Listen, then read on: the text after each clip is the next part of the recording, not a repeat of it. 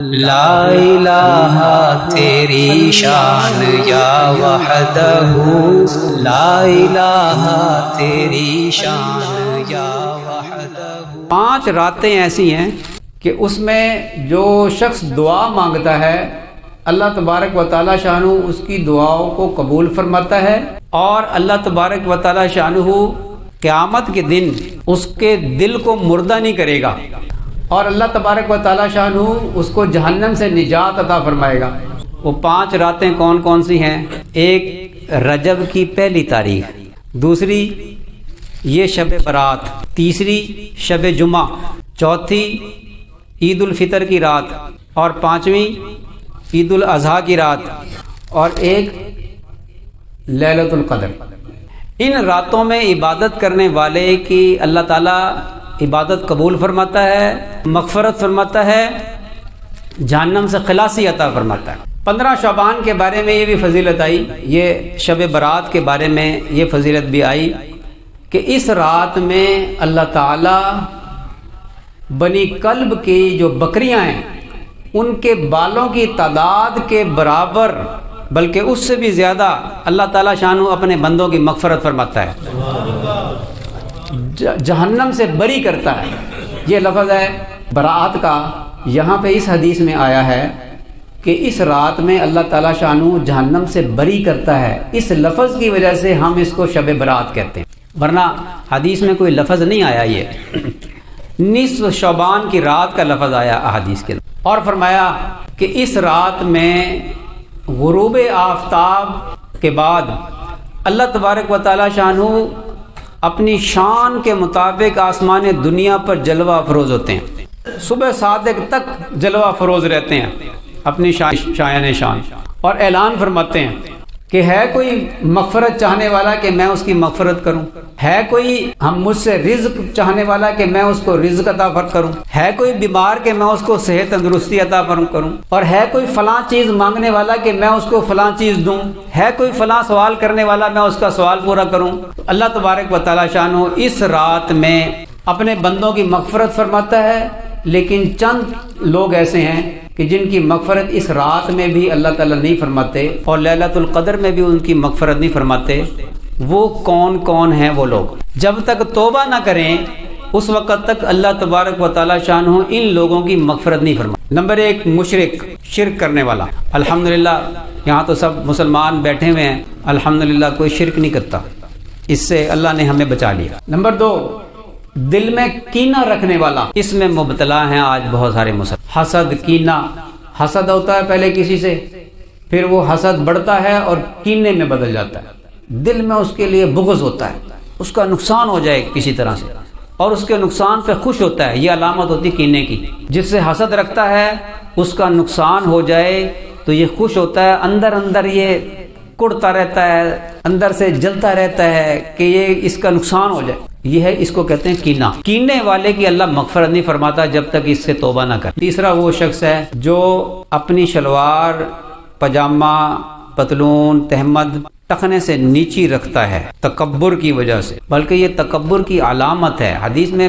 بغیر تکبر کے شرط کے بھی اس کو منع فرمائے۔ صحابہ کرام لنگی اوپر باندھتے تھے، حالانکہ ان کے دل میں کوئی تکبر نہیں تھا صحابہ کرام کے دل، لیکن ان کو بھی تاکید فرمائی کہ اوپر کرو، اوپر باندھتے تھے۔ یہ نہیں ہے کہ بھی ہمارے دل میں تکبر نہیں ہے تو ہمیں اجازت ہے کہ ہم ٹخنوں سے نیچی شلوار کر لیں، نہیں، متکبرین کی مشابہت اختیار کرنے سے بھی منع فرمایا۔ صحابہ کرام سے زیادہ عاجزی والا کون ہوگا؟ اور نمبر 2 کون بتائے گا کہ ہمارے اندر تکبر ہے یا نہیں ہے؟ یہ بات کہنا کہ میرے اندر تو تکبر ہے ہی نہیں جی، یہ خود بذات خود اس بات کی علامت ہے کہ اس کے اندر تکبر ہے، اس لیے کہ تکبر کی علامت ہے کہ وہ حق بات کو تسلیم نہیں کرتا، یہ متکبر کی علامت ہوتی ہے۔ جب حدیث میں تاکید آ گئی اور پھر یہ وعید اتنی سخت ہے کہ انسان صرف اس وعید کو سامنے رکھ لے کہ جو شخص ٹخنوں سے نیچی رکھے گا اپنی شلوار، اس کی اس رات میں بھی مغفرت نہیں ہوگی، تو اس کے اندر عاجزی ہوگی نا، تو وہ کبھی بھی یہ عمل نہیں کرے گا، متکبر ہی کرے گا شلوار کو نیچا۔ کتنے ہو گئی؟ قطع رحمی کرنے والا، رشتہ داروں کے ساتھ ناتا توڑنے والا، اس کی بھی اللہ تعالیٰ مغفرت نہیں فرماتا، اس رات میں بھی مغفرت نہیں فرماتا۔ ہم اپنا جائزہ لے لیں کہ رشتہ داروں کے ساتھ، بھائیوں کے ساتھ، بہنوں کے ساتھ سال ہا سال گزر جاتے ہیں، ہم بات بھی نہیں کرتے، اتنی ناراضگی ہمارے اندر ہوتی ہے۔ اور یہ بھی تکبر کی علامت ہوتی ہے کہ انسان جو ہے وہ اپنی ناک نیچا نہ ہونے دے، کچھ جھکے ہی نہ انسان اللہ کے لیے، تو رشتہ ناتا توڑنے والے کہ جی اس نے ہمارا بڑا دل دکھایا ہے، ہم نہیں اس کو معاف کریں گے۔ فرمایا کہ جو کوئی شخص کسی سے معافی مانگے اور وہ اس کو معاف نہ کرے تو اللہ تعالیٰ بھی قیامت کے دن اس کو معاف نہیں کرے، اور جو معاف کر دے تو اللہ تعالیٰ شانو بھی اس کو معاف کر دے۔ اور ہمارے بزرگ تو جن کے ہم نام لیوا ہیں وہ اتنے بڑے ظرف والے تھے کہ امام احمد بن حنبل رحمۃ اللہ علیہ ان کو کوڑے مارے جاتے تھے نا، تو کسی نے دیکھا کہ کچھ زبان ہلا رہے ہیں تو لوگوں نے سمجھا کہ شاید یہ بد دعا کر رہے ہیں ان کے لیے۔ پوچھا کہ آپ بعد میں پوچھا کہ آپ کیا اس وقت زبان ہلا رہے تھے، تو بد دعا آپ نے کی کہ نہیں میں بد دعا کرنے والا، مجھے کیا فائدہ ہوگا بد دعا کرنے کا، ان کو اگر اللہ تعالیٰ عذاب دے دے قیامت کے دن تو مجھے کیا فائدہ ہوگا، میں بد دعا نہیں کر رہا تھا، میں تو دعا کر رہا تھا کہ اے اللہ یہ مجھے کوڑے مار رہے ہیں کہ میری سطر نہ کہیں کھل جائے، میری تہمت نہ کہیں کھل جائے، میں تو یہ دعا مانگ رہا تھا۔ ان کا اتنا بڑا ظرف تھا، اتنا بڑا ظرف تھا کہ دوسرے کے معافی مانگنے سے پہلے معاف کر دے۔ وہ فرماتے تھے کہ قیامت کے دن اللہ کے نبی صلی اللہ علیہ وسلم اس وقت تک جنت میں نہیں جائیں گے جب تک اپنی امت کو معاف نہ کروا لیں، ان کے لیے کوئی فیصلہ نہ کروا لیں، اور میری وجہ سے یہ قیامت کے دن اگر نبی کریم صلی اللہ علیہ وسلم کو کھڑا ہونا پڑ گیا تو مجھے کیا فائدہ ہوگا، پہلے ہی معاف کر دیتے۔ اور یہ عاجزی کی علامت ہے۔ اللہ تعالیٰ ایسا دل میں نور عطا فرمائے گا جس کی حلاوت یہ مرتے دم تک محسوس کرے گا۔ وہ عورت جو فحاشی سے توبہ نہ کرے اللہ تعالیٰ شان ہو اس کی بھی مغفرت نہیں فرمائے، اور وہ شخص جو شراب کا عادی ہو اس سے توبہ نہ کرے۔ یہ کوئی 8 چیزیں ہیں کہ جو جس کے اندر یہ ہوں گی اللہ تعالیٰ شان ہو اس کی مغفرت نہیں فرمائے گا، اس رات میں بھی مغفرت نہیں۔ ان چیزوں سے ہم توبہ کر لیں۔ اچھا، اب یہ جو باطنی چیزیں ہیں جیسے حسد نہ ہو، کینہ نہ ہو، یہ اتنا آسان نہیں ہے، اس کا تعلق نفس کے ساتھ ہے، اور نفس کی اصلاح جلدی نہیں ہوتی انسان کی۔ اس لیے میں نے وہ آیت پڑھی، قد افلح من زکاہا وقد خاب من دساہا، وہ کامیاب ہو گیا جس نے اپنا تزکیہ نفس کر لیا، اور وہ برباد ہو گیا جس نے اپنے نفس کو خاک میں ملا چھوڑا۔ تزکیہ بڑا مشکل ہے، اس کے لیے مجاہدے کرنے پڑتے ہیں۔ تبلیغ میں وقت لگاتے ہیں تو مجاہدے ہوتے ہیں، گھر میں بڑا آرام تھا اور تبلیغ میں چٹائیوں پہ سونا پڑتا ہے، اور لوگوں کے گھروں میں جا جا کر جب ان کو تبلیغ کرتے ہیں تو وہ باتیں بناتے ہیں، پھر ان کو برداشت کرنا پڑتا ہے۔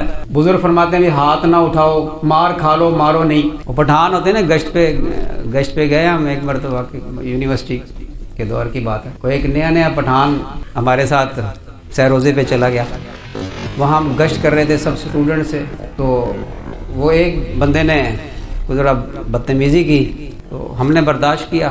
جب ہم آگے چل پڑے نا تو وہ جو ہمارے ساتھ پٹھان تھا نا وہ ذرا تھوڑا سا پیچھے رہ گیا جان بوجھ کے، اور اس کو کہتا ہے، منہ پہ ہاتھ پھیر کے کہتا ہے کہ میں ابھی ان کے ساتھ آیا ہوں، میں بعد میں آؤں گا، میں تیری طبیعت صاف کروں۔ بڑا کنٹرول کرنا پڑتا ہے، اس کو کہتے ہیں نفس کی اصلاح۔ غصہ آ رہا ہے اور اس کو کنٹرول کرنا۔